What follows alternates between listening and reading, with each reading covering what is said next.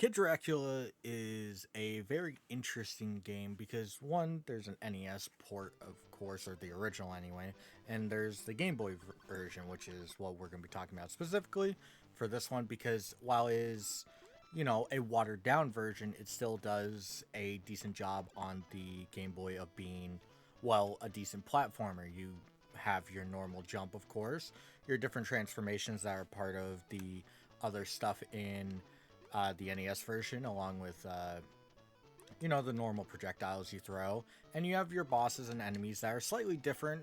Of course, being that it's on a lesser console, not saying as in lesser, but graphically and so on. But also the level transitions are much more prominent, as shown right there, and overall you're kind of just put in a spot where you have to kind of just you know do with what you have. But overall, it still stands up as probably one of the better platformers on the Game Boy. There's really nothing I I could really say that would kind of like deny uh, its status is that it does really good for what you're doing. Like it's a platformer and you shoot real well and the music is great. It looks good for the Game Boy. I mean, look at it. It looks pretty fantastic for what it is.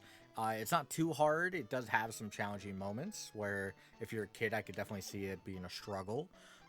And overall, it's definitely one of the 7 out of 10, 8 out of 10 games on the Game Boy, like just flat.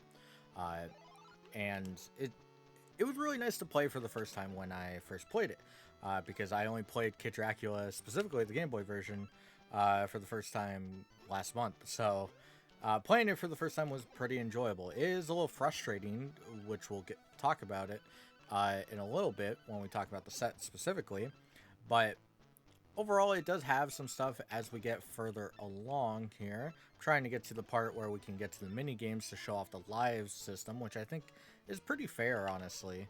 Except I get hit like a moron. Uh, and overall, you can just fully charge and collect coins, which you can then spend for extra lives, basically. It's not too hard. I mean, you could farm if you really want, which makes this game pretty easy, but there will be times if you're doing something very specific that you will just struggle and die.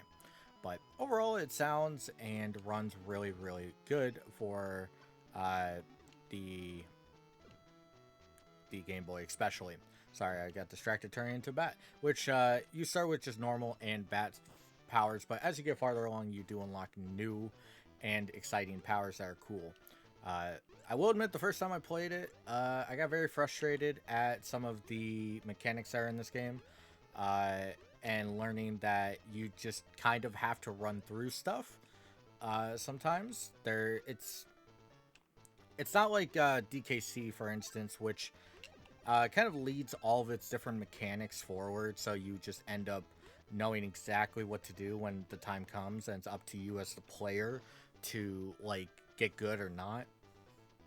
This one is just a check. You're just, hey, do you know about this? No? Okay, you died. And then if you do know about it, it's not too hard.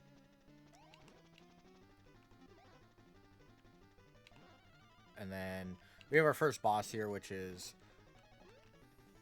not that hard.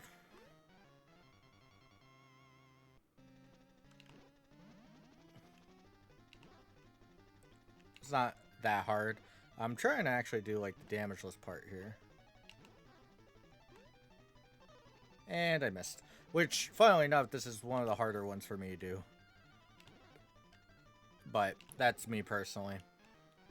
And overall, like, this goes into the set, which we'll talk about here. Oh. He kind of just dies. Oh, I got hit. I'm bad. And bye-bye. I forgot you don't do any damage. But which goes into the set. The set is generic platformer RA. If you've played on Retro Achievements, you know how these work. When it's a similar game like this, you are gonna just have damageless bosses, which I think is definitely the most frustrating of the set entirely.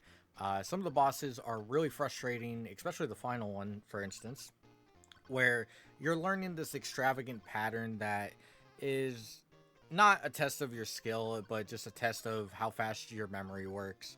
Uh, you're not doing anything too complicated. It's fun to learn the first time, and then you're just struggling to kind of get muscle memory to hold you through it. I'm gonna just skip this. But as you get like farther along into the game, it really feels like some of the damage lists are very, very annoying. I actually made sure to pull up the achievement list, and the hardest one, even in the set itself, is the final boss without taking damage, uh, which it's fair. It is definitely fair. Another hard one is actually the mini games here, which we are on right here. The mini games, you can spend coins, and yep. If I could showcase. No, that's not what I wanted. No, I don't want this. Can I leave? I just want to end. Thank you. Yeah, this text is also very annoying. But the lives one, and A, B, C, and D, you get a nice little mini game here to even pick the correct mini game. We'll probably just go for A.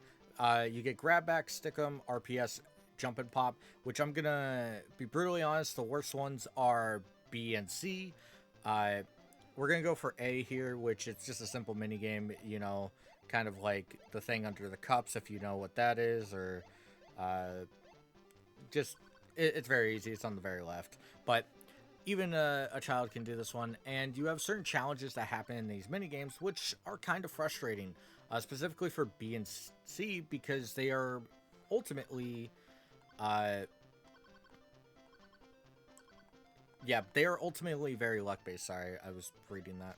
So you have to kind of wave and catch these bats, which apparently I'm bad.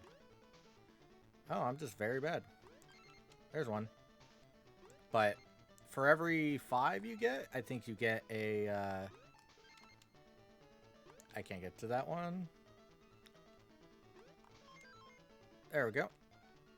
Yeah, so this is how you get lives. I usually went with this one till I realized the final minigame is actually technically the easiest one to get a bunch of lives, which we got 2 there, which is always nice.